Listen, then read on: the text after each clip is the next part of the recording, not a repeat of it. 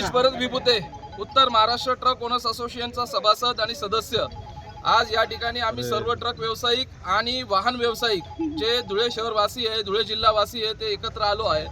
आज धुळे जिल्ह्यामध्ये किंवा धुळे शहराच्या चारही बाजूंनी 4 टोलनाके आता कार्यान्वित आहे। 17 वर्षापूर्वी पहिले धुळे लळिंग टोल नाका सुरू झाला आणि आज 4 टोल नाके सुरू आहे। येत्या काही काळामध्ये 5वा साक्री रोडचा टोल नाका सुरू होणार आहे। आतापर्यंत सुरुवातीचा जो पहिला टोल नाका होता त्याच्यामध्ये धुळेवासियांना, धुळे शहरवासियांना, धुळे जिल्हावासियांना टोलमधून अंशतः आणि जवळचे लगतचे जे गाव आहे त्यांना पूर्णतः सूट मिळत होती।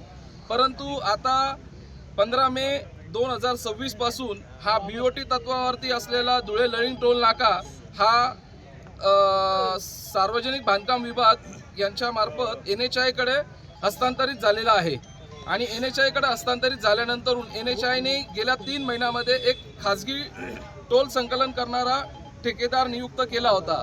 तो असतानाही आम्हाला जी सूट पूर्वी मिळत होती ती सूट आतापर्यंत मिळत आली। परंतु 15/8/2026 पासून आता नवीन राजस्थान येथील रिद्धी सिद्धी म्हणून जे एक टोल ठेकेदार ते नियुक्त झाले आहे, त्यांच्या मार्फत सह ठेकेदार धुळे निवासी सारांश भावसार यांची नियुक्ती झाली आहे आणि अचानक 15/8/26 नंतर कुठलीही पूर्वकल्पना न देता धुळे वासियांसाठी जी टोल सूट होती ती आता अचानक बंद करण्यात आली आहे।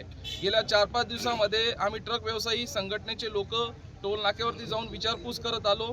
त्या विचारपूस करत असताना त्यांनी आम्हाला सांगितलं की हा टोल नाका आता NHAI ऑप्शनवरती म्हणजे लिलाव तत्वावरती आम्हाला दिलेला आहे आणि लिलाव तत्व झाल्यानंतरून आता त्यांनी आम्हाला लोकल सूट देण्यासाठी कुठलाही करार केलेला नाही आहे।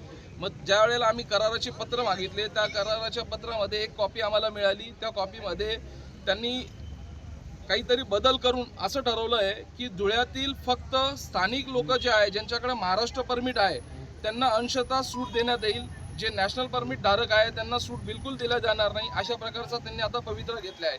आमचा सर्वात मोठा सवाल हा आहे की धुळे जिल्ह्यामध्ये बेरोजगारी आणि अशिक्षितता असताना सर्वात जास्त वाहन व्यवसाय असून त्या वाहन व्यवसायावरती बरेच लोक निर्भर असताना 5ही बाजूंनी टोल ज्या वेळेला आम्ही द्यायचा आहे आणि त्यावेळेला त्या टोलमध्ये स्थानिक असल्याने, जिल्हावासी असल्याने आम्हाला आता सूट नाकारण्यात येणार आहे, तर ते आमच्यासाठी गैरवाजवी आहे।